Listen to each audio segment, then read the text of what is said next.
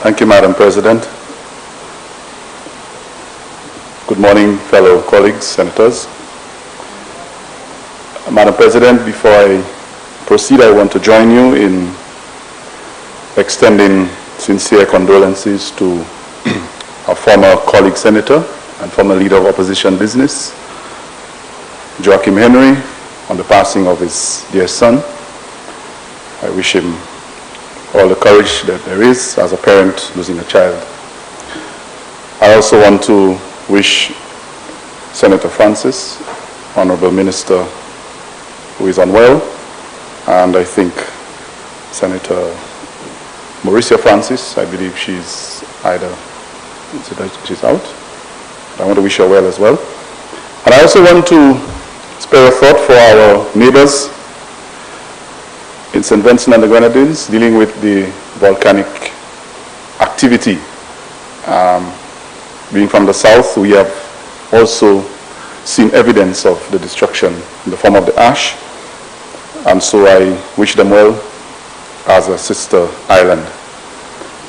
Madam President, this morning we have heard the leader of government business make a presentation on the Appropriations Bill 2020-2021.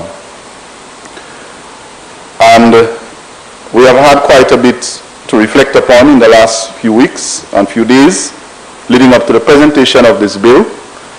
And today, as we respond as an opposition, we need to pay attention first of all to the issues that are confronting us at this time, the issues that are confronting the country, the challenges that are before us, particularly COVID, as the leader of government business correctly pointed out, and how this bill, how this appropriations bill, how this budget responds to these issues. How does it respond to the realities ahead of us? And so, in my deliberations, I hope to look at what is presented to us, both from the Prime Minister's budget address as well as what has been presented by the leader of government business, and see to what extent, if it does speak to and appropriately address the serious realities and challenges that confront us as a country. Madam President, some of these top priorities, I would think all of us might want to agree, would include COVID, and by extension the health sector, education, the economy, and food security. And these would probably encapsulate other areas that we would probably refer to along the way.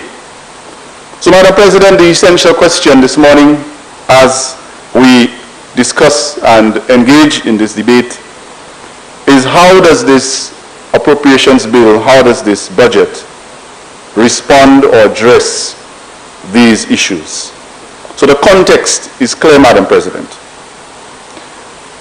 As a country, we can agree, and I think, again, the leader of government business mentioned, that we have been experiencing some challenges, and there has been negative growth in the last fiscal year. And so we know the state of the economy is not at its best. We all know why this is so, Madam President. It's no one's fault. Although we could have been in a better situation when COVID came along, but we will agree that currently the country has just faced a year where there was negative growth.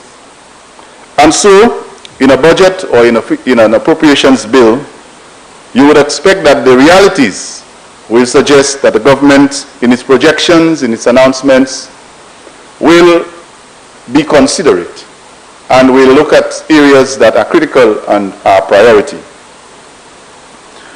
But what we notice, Madam President, is that some of the financing sources that were outlined by the Prime Minister as well as leader of government business as late as this morning suggest that the government intends to finance a significant percentage of its budget, or quite a good sum of its budget through grants. I think she mentioned about 120 million or so the government projects will be used. Madam President, let us be realistic. These figures are always flattering, but if we can just make a reference to the last financial year, the government projected 106 million in grants, but was only able to access 31 million, as reflected on page Roman numeral 4 of the estimates. I am sure that we would have liked to have received more, but the reality is, out of a projected $106 million in grants, we only received 31 million, and much of that was not negotiated only then. It had been negotiated, some of it, even while the Labour Party was in government previously. So it means that some of these monies were made available over a period. It took about a 5-year period for the government to access these monies. Yet, we are having a new projection in this fiscal year of 120 million, or over 120 million.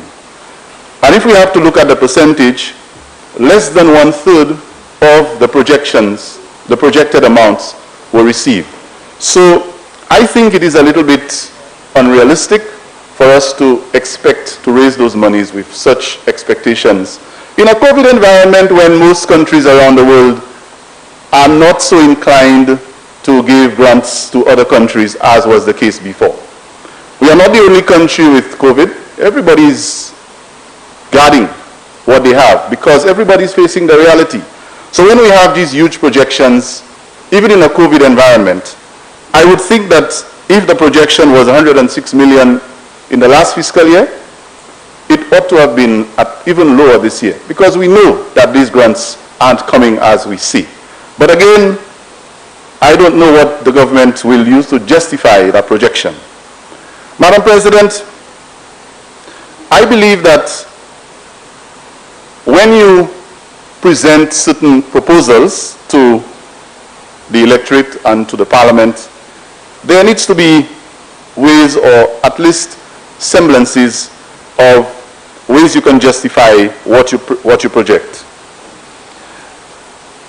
Unlike what we saw with St. Vincent and the Grenadines, who I referred to earlier, struggling with the volcanic situation, they too were hit by COVID, but what they did to cushion the blow was to make some adjustments in the agricultural sector, and through that type of management, it was able to help cushion the blow to the tourist industry. Now, we also took a blow, but I must say, Madam President, we didn't see a similar approach. And so, while there was a heavy focus on tourism during that time, the expected revenue that we were looking at, we did not receive. And so, while the entire region experienced the same issues we had, in terms of the way we managed it, I think we could have done a lot better, especially in the way we subsidized and tried to use and work with the agricultural sector and other sectors that could have supported our main income, foreign exchange or foreign income earner, which is tourism. And so, Madam President, I move to tourism, and I ask, for example, whether this sector that is already under immense pressure with reduced airlifts and arrivals, whether what I see in the appropriations bill and in the estimate, with all these renderings for the international airport, Uranora International Airport, are realistic at this time. I put that in the same context that I started, Madam President. When you're dealing with crises and you have restrictions and difficulties with raising money, whatever monies you have need to be directed, priorities need to be made so that these monies are used for the most necessary and important reasons. And so we see no adjustment, we see no pullback when it comes to that investment. Now, while we're doing so, Madam President, we have an issue that we must observe. You have an international airport that is supposed to provide emergency medical services. So anywhere you have an international airport, you expect there to be proper health care facilities like a hospital. But the St. Jude Hospital, which is right within the same area with the airport, where is it? Madam President, it is incomplete. And I will get back to the St. Jude Hospital a little later.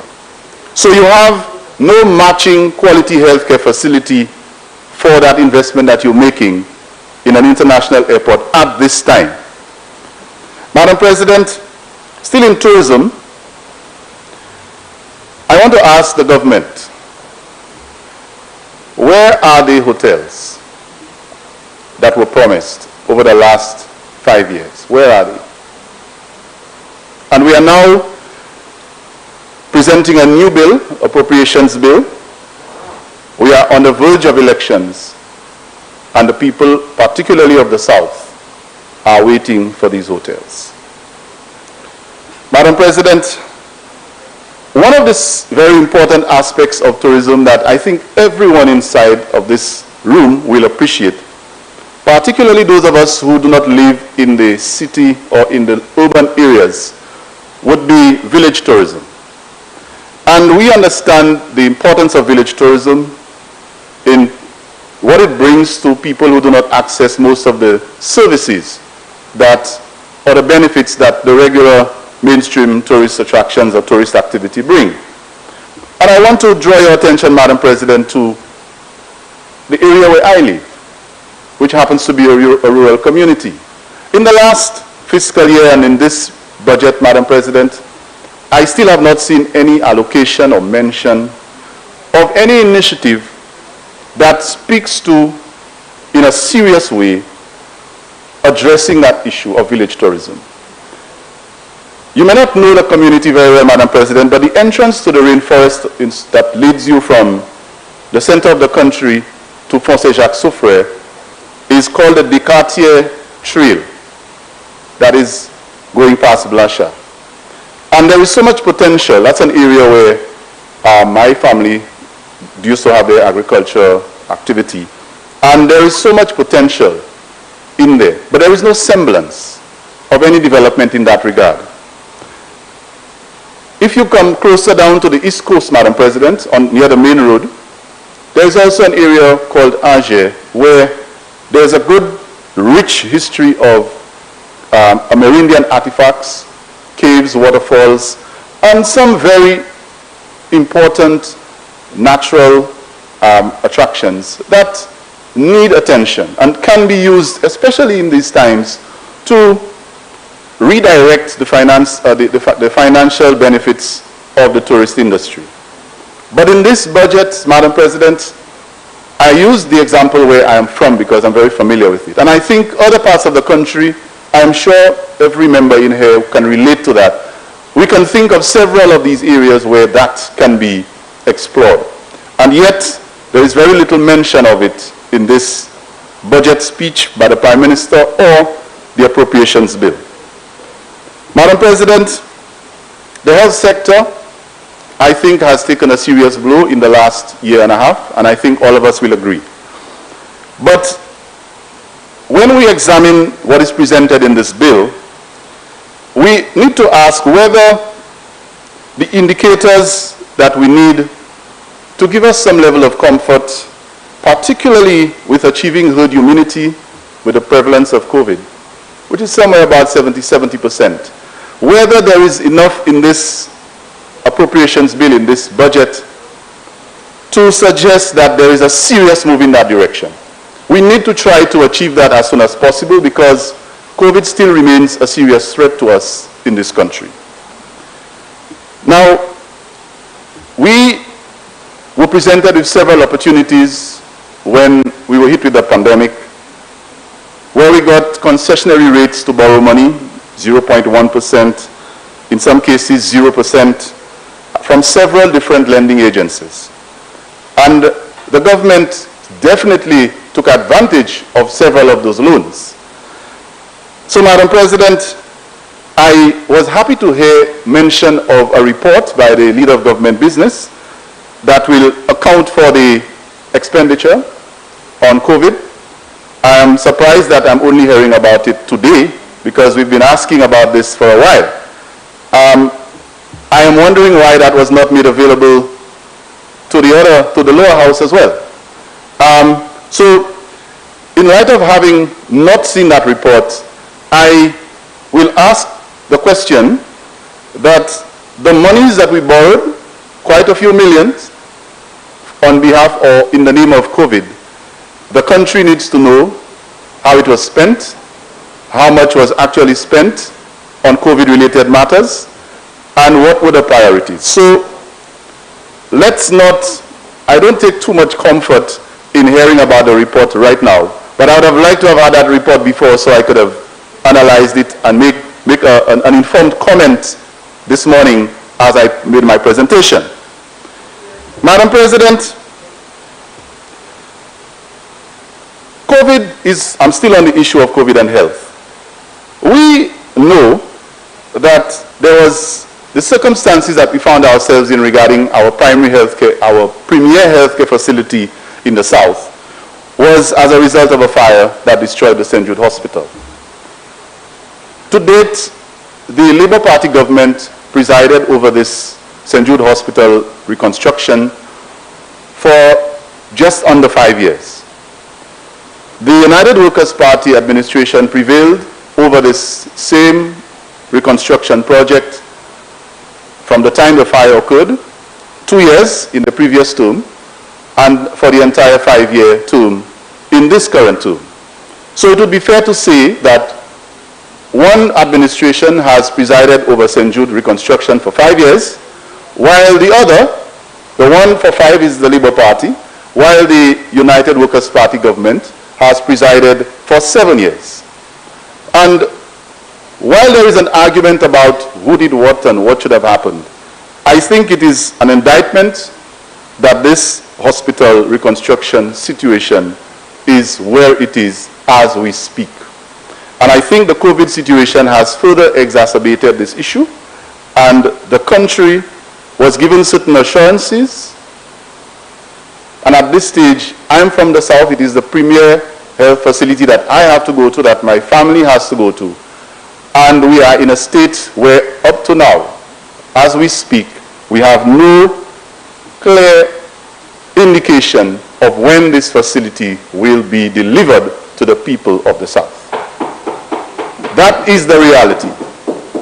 And I am not going to go into the business of how many audits were done and all of those things. That discussion has been exhausted. The fact remains, Madam President, as I speak today, Tuesday, 20th April 2021, there is no completed St. Jude Hospital facility in the south of the island. And that, to me, is an indictment. And the government in office needs to take some responsibility and own up. Madam President, another very popular talking point on health that I did not hear much mention of in this budget was the highly spoken of health insurance package that the Prime Minister so fondly and referred to so many times before. What has happened to the health insurance packages that were promised to St. Lucians? I know we had a national insurance UHC program ongoing. That seemed to have gone, I don't know where, but what happened to the health insurance package? I think St. Lucians are very interested in that at this time.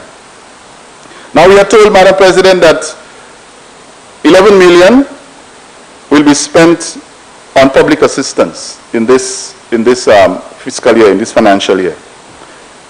And we appreciate that in St. Lucia we have a situation where we have the most deaths, unfortunately. Even if you put the entire OECS together, we still have more. So, Madam President, in a situation like this, I think we need to be mindful that families are not only dealing with the economic situation, they are dealing with the emotional backlash that comes with losing loved ones. And the type of support we provide needs to be carefully examined, particularly psychological and emotional support.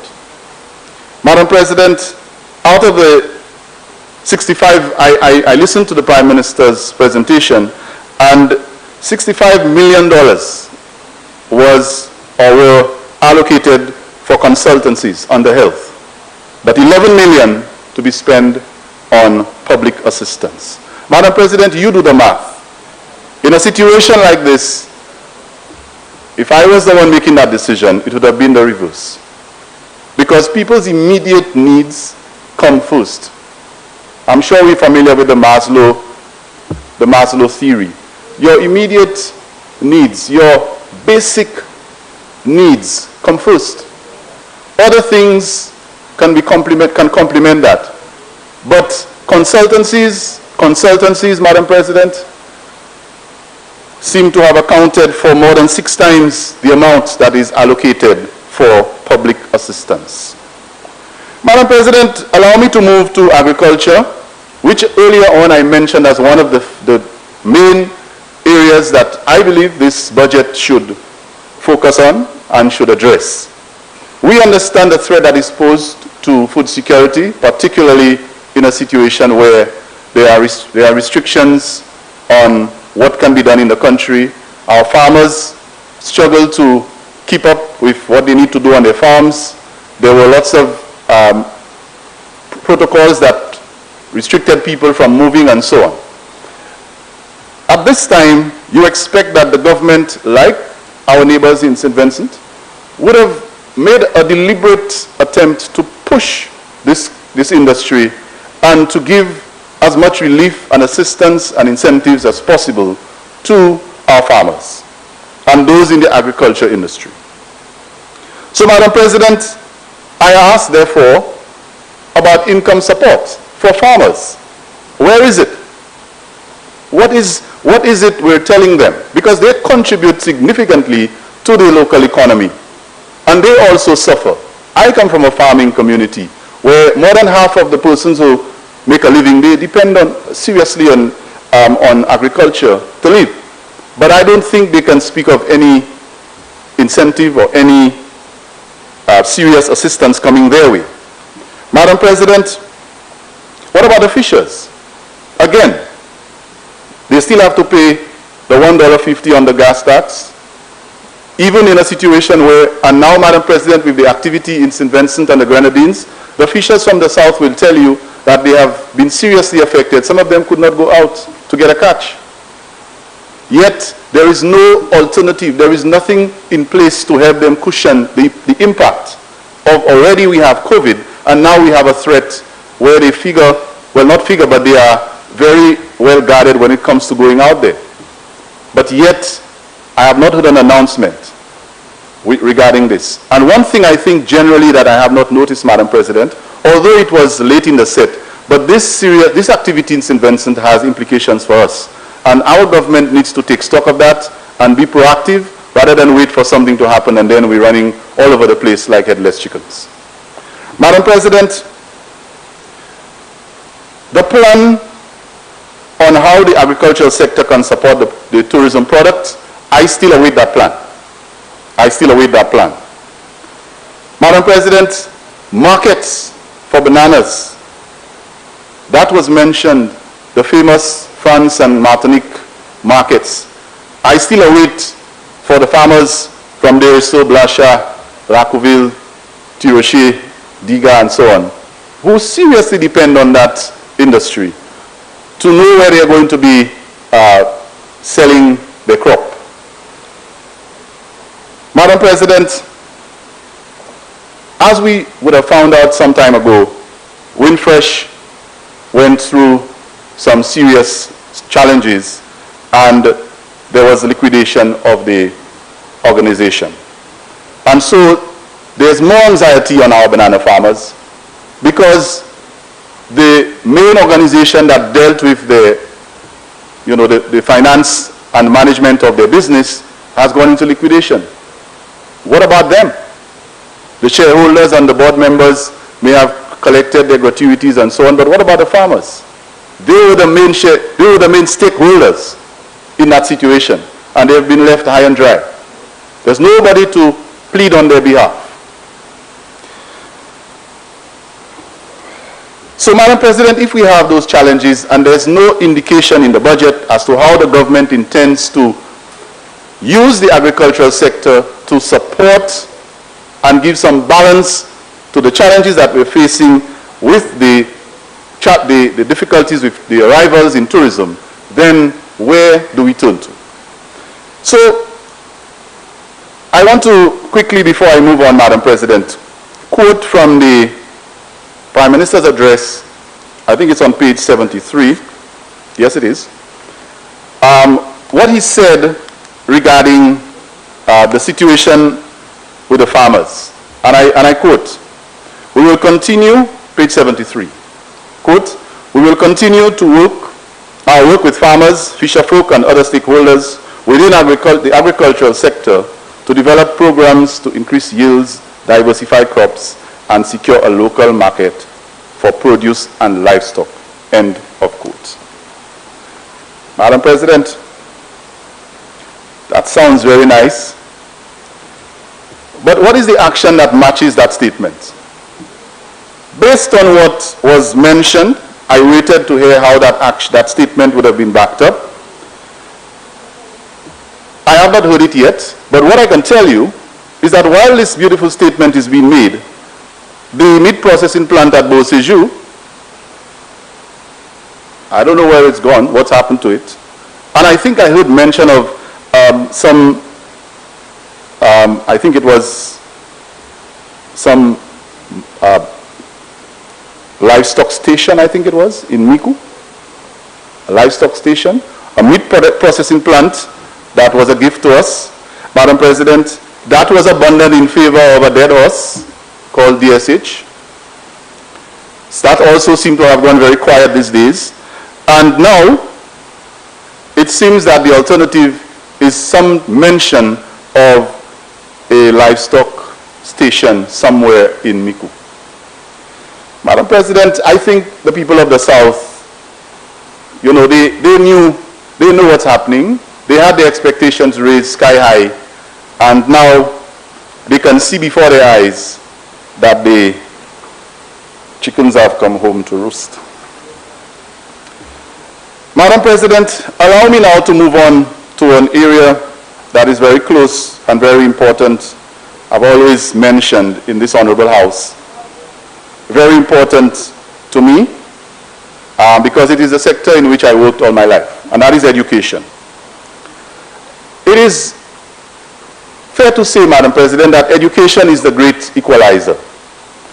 It narrows the gap between the haves and the have-nots. It allows some of us to be able to find our place in all the various strata of society. And so, in a developing country like St. Lucia, we would expect that education and human resource development has to be at the forefront of any government's development, a national development agenda. It has to be. Because I've said repeatedly that the #1 resource we have in this country is our human resource. And so, Madam President, in a COVID era, you would expect, and it is very, very clear, that the idea of e-learning is even more critical than it used to be. It has become not just a choice, but an obligation. It's a must. We have no choice. Students returned to school yesterday for the third term, and they continue with their rotation, and the challenges continue with our teachers, our parents, and other stakeholders of education. So in a 2020-21 budget, you as an educator, as a parent, as a teacher, as a student, would look to hear and pay attention to pronouncements that will address the challenges that we face in our schools. And so the arguments that have been presented, where it became very clear what happened to us as in an education system where laptops were pushed aside and all different explanations have been given and excuses. I recall we heard from people cannot eat them to we should equip the schools with computer labs instead. And then I think it was even mentioned by the leader of government business that students were using it to do DJ and other things that were 10-year-old child or 12-year-old child. And you put a phone or any electronic device or smart device in their hands, they will explore. So I return to that argument that this was no excuse.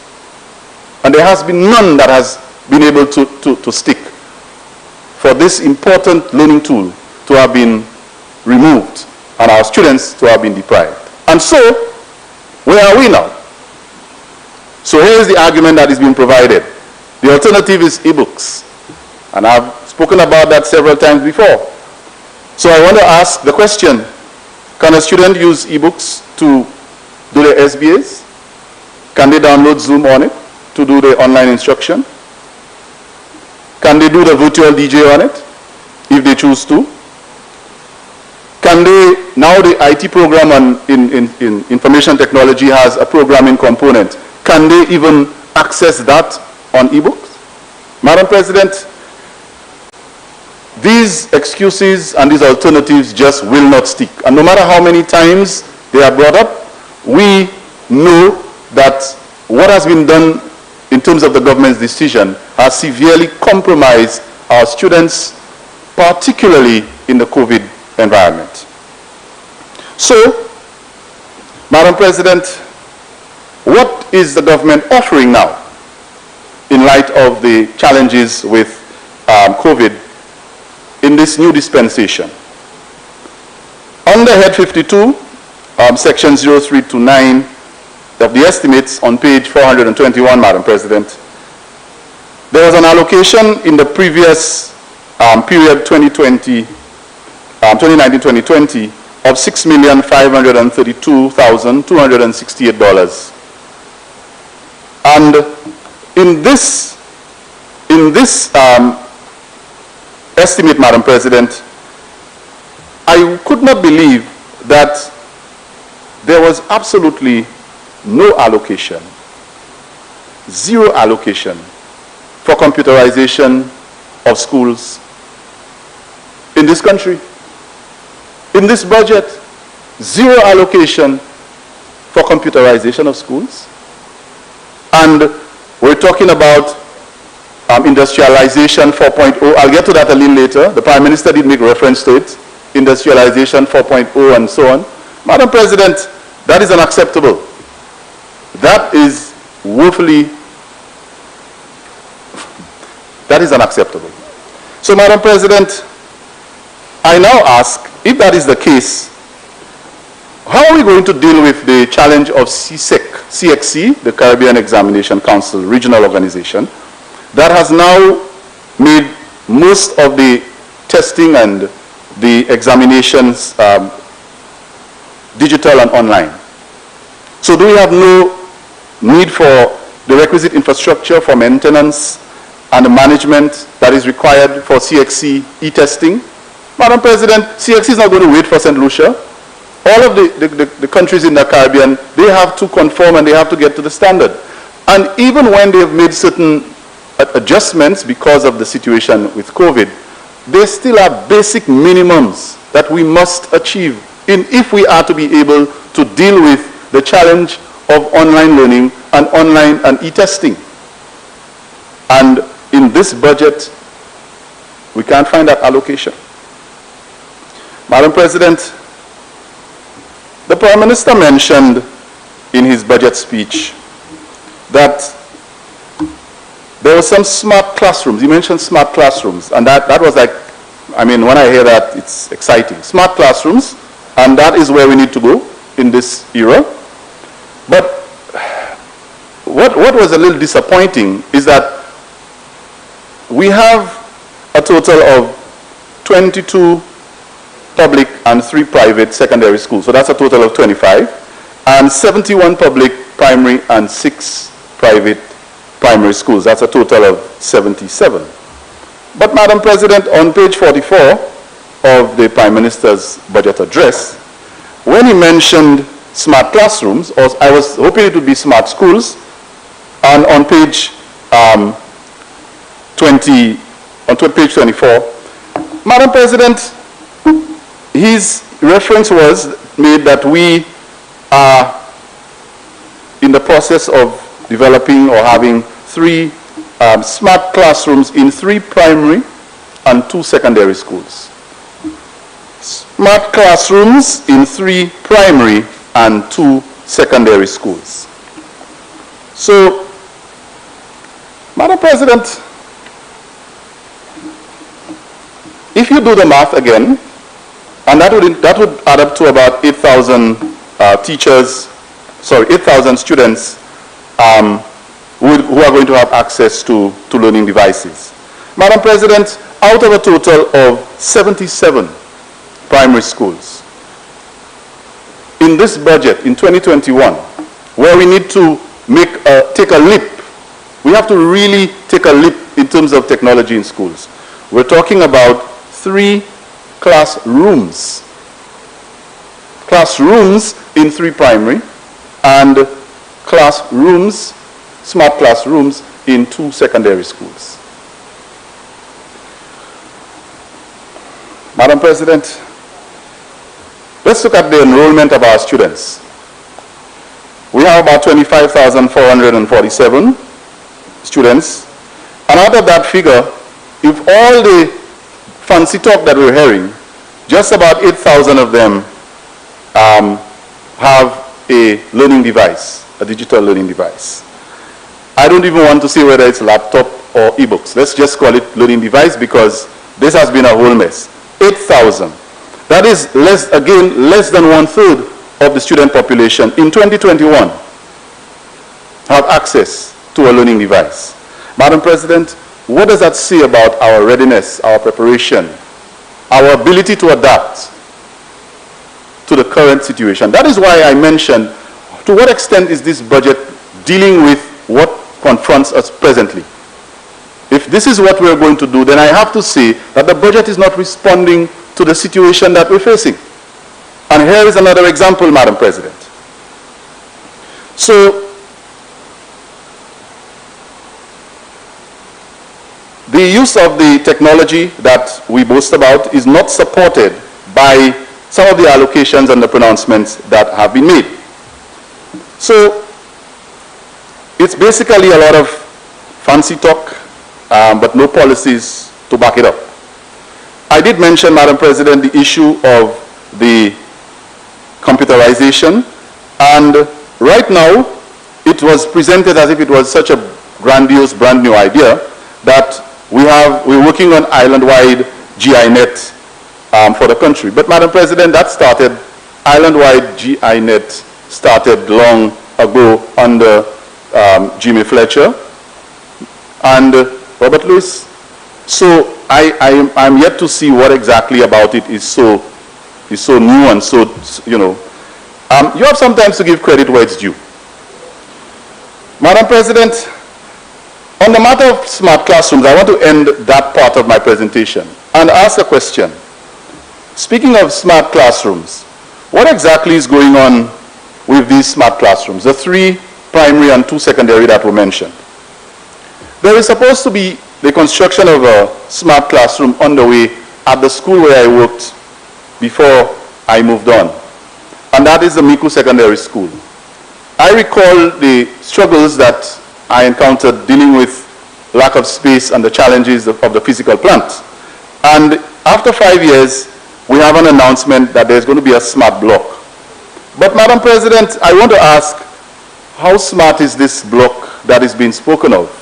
Because my understanding is that the electricals, the designing, the wiring, the water harvesting from the solar panels that should be going on the roof and all of those things that make it climate smart and the whole package that comes with a smart block are not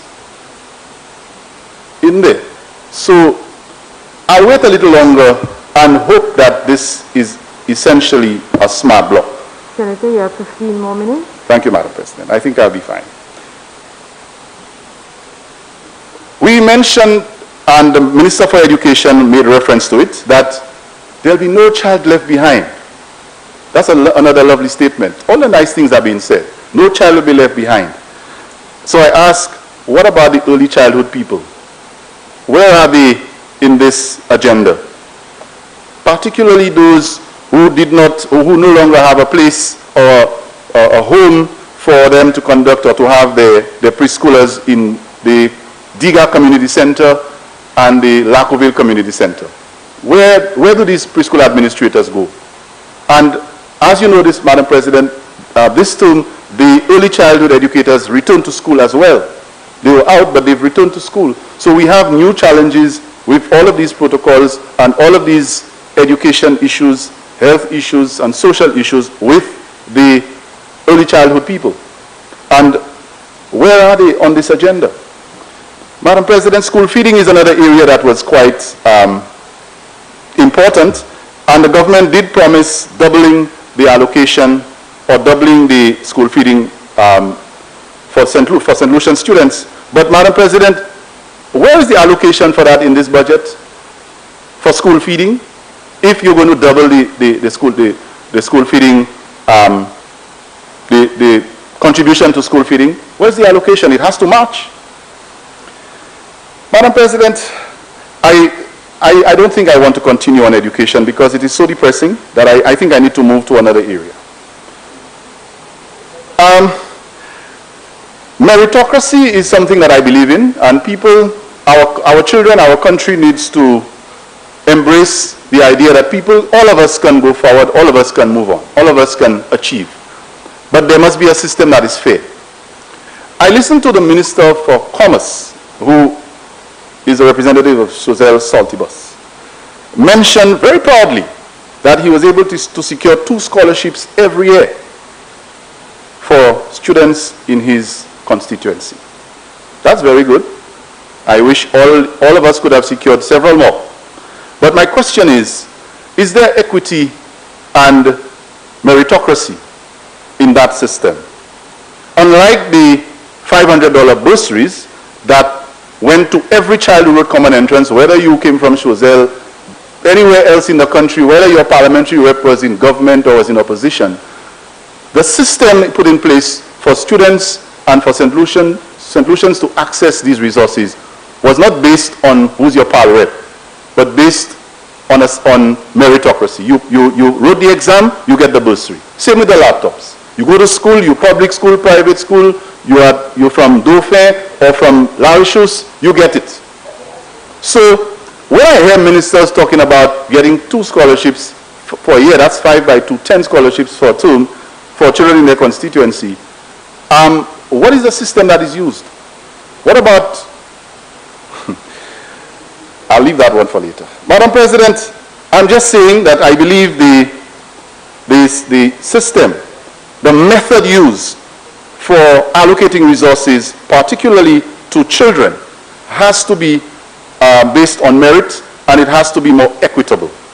When I hear ministers talking about them getting the scholarships for children in their constituencies, it does not suggest that it's going through an equitable process.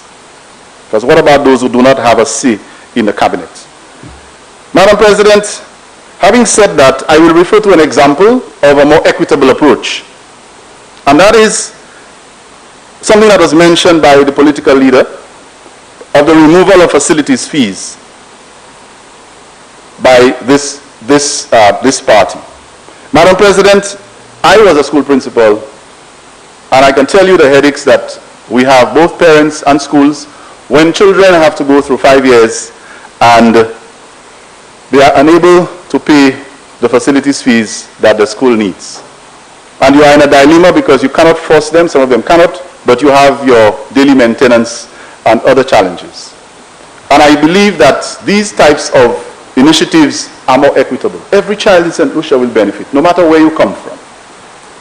Madam President, I also believe that the removal of the CXC payments that was announced by the political leader is also a good example of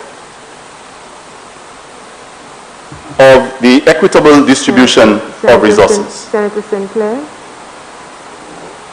Madam President, I'd like to invoke Standing Order 35-3 to request an additional 15 minutes for the Senate.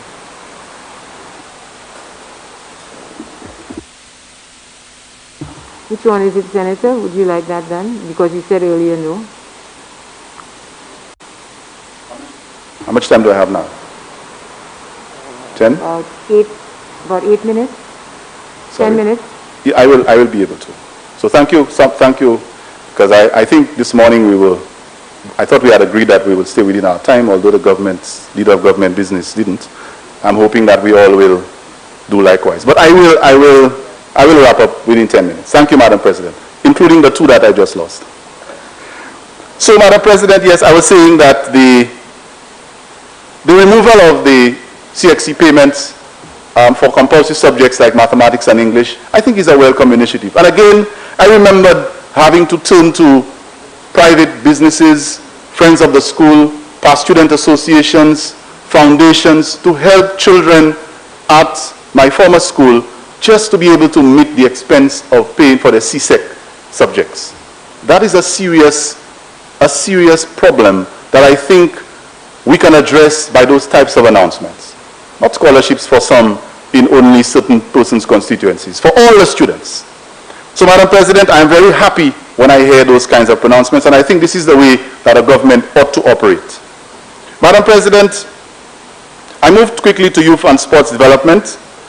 We are in Youth Month. April is Youth Month. And I must say I'm very saddened that, as the young people will say, I don't feel the vibe. Youth Month. I know some of the activities, because of the protocols, may not be possible, but that doesn't mean that there can't be other things that can inspire and help the youth get involved and celebrate Youth Month. So I am not sure what exactly is going on, but I used to be very actively involved in this type of initiative, and I must say that this year I'm just not feeling it. Madam President, Center of Excellence for Sports, that was a big announcement. That was supposed to be in Grosley. And in this budget, where again is the allocation? This is supposed to be the biggest undertaking in developing our elite athletes in St. Lucia. Where is the allocation? And by the way, Madam President, lots of these students who have, especially from the South, who had enrolled in that program have withdrawn. Many of them, particularly from the South, Choiseul, Soufrière, Vieux-Fort, and so on, they have withdrawn. They are not attending. They are not going. And we must ask the question, why is it that the students are no longer part of that academy? They are elite athletes. They are brilliant. What's going on? So I think we need to examine this and address it. Madam President, one of the things that I think has been mentioned quite a lot on the sports is the issue of the AstroTurf or the artificial turf.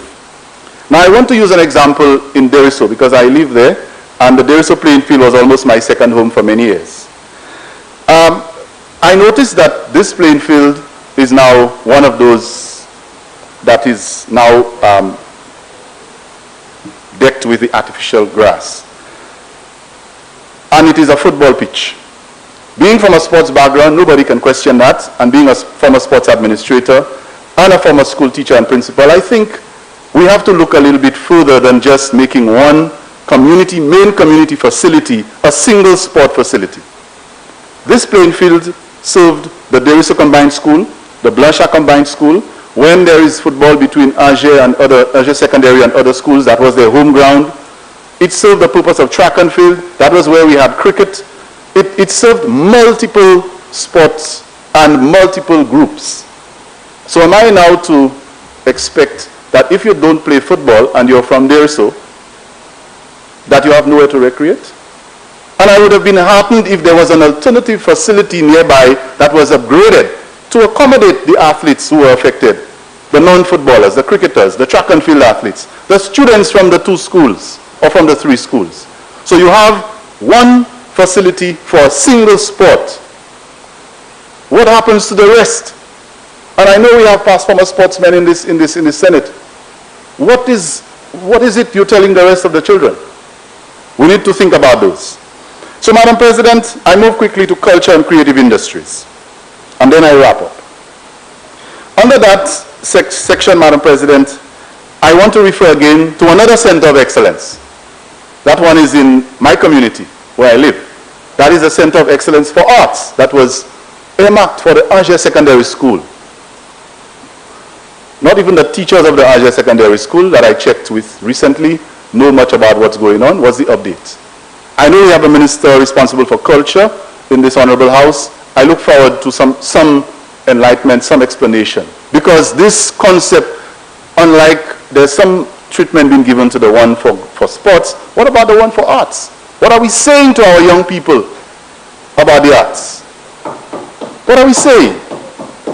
A Center of Excellence for Arts, nothing at all has been said or done. The Aja Secondary School is still there. There's nothing going on. 5 years have passed. Madam President, the recording studio that was promised to Dagger in Deriso, he's still waiting for it. Now, this week we heard an announcement by the Prime Minister of Jamaica, and I know our Prime Minister, he tends to pattern a lot of his policies and some of his actions with Jamaica, which is not a bad thing. People have their preferences. But I heard that the Prime Minister of Jamaica this week, just over the weekend, he rolled out a stimulus package for what he called dancehall artists in Jamaica. And that was a stimulus package in response to the COVID situation. Now, we know dancehall music and Jamaica, what it means. There is this identity thing. Well, I do believe that St. Lucia does have some kind of identity. And since our PM likes to pattern what happens in Jamaica, here's an opportunity for our art form to be stimulated as well. Well, there needs to be some stimulus, not just a playlist, is it? That's it?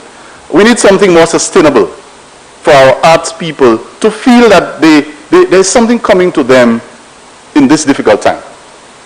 So, Madam President, the Prime Minister also mentioned very, very nicely something to do with the fourth industrial revolution. Sounds very nice again. And Madam President, this concept is about automation, digitization, human resource development, robotics, quantum computing.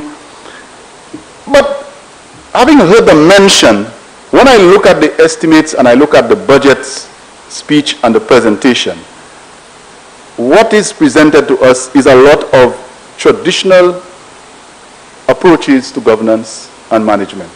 Traditional projects, infrastructure, roads. That's what I see. So while you talk about, 4.0 industrial revolution, nice stuff, your policies and actions are going in the opposite direction. So if you're serious about something, let your policies match your proclamations. Madam President, this budget, in my view, should demonstrate responsible fiscal management that reflects the current state of our country and our economy in the middle of this pandemic. Madam President, I believe that with the scarce resources that we have, this budget needed to have done that. It needed to reflect the budget of a caring government. But it doesn't. I'm afraid it does not. And so I will have to wrap up here and tell you, Madam President, that the time will come very soon when our electorate will have to decide whether to categorically reject this government and its myopic vision, like the people of Marsha did, and of course, to categorically reject a government that has, by its own admission, sought to serve those who bought into its vision, resulting in what we call two St. Lucias, those that buy in and those that don't. And those that buy in, they get the resource allocation, those that do not, they do not get. Or, Madam President, whether the electorate will instead choose a team of men and women, including myself, who actually care about all St. Lucians, regardless of whether you categorically rejected or whether you accepted the vision of the government. Because the government is a government for all St. Lucians. And the people will decide which one they choose. And so I look forward to that.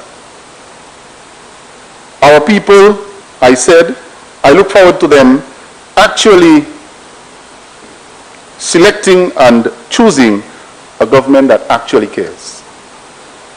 A government that is for all of the people and not for some of the people, led by a leader you can trust, and a government that is going to put people first. Madam President, with this, I want to conclude my presentation and thank you for your indulgence.